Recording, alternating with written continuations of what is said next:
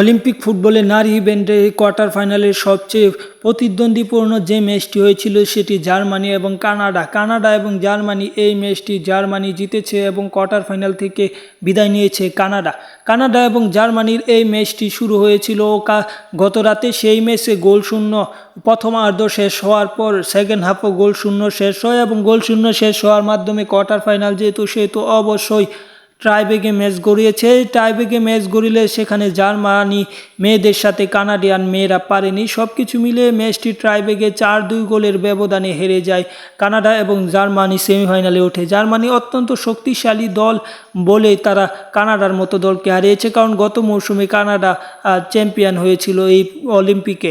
এবার এই quarter final জিতে সেমিফাইনালে জার্মানির প্রতিপক্ষ ইউএসএ এবং জার্মানির ম্যাচ সহ সকল আপডেট পেতে চ্যানেলটি সাবস্ক্রাইব করে রাখতে পারেন। ধন্যবাদ সকলকে।